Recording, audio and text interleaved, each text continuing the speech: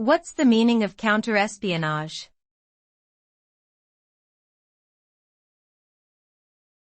Counter-espionage.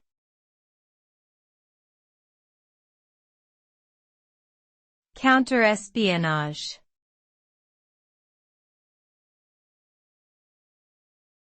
Counter-espionage.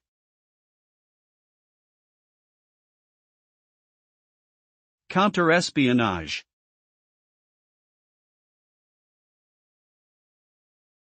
Counter-espionage refers to the activities undertaken by a government or organization to prevent and counteract espionage, which is the act of spying for another country or organization.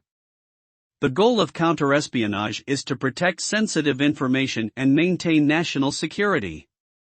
This can involve a range of tactics, including surveillance, deception, and information analysis.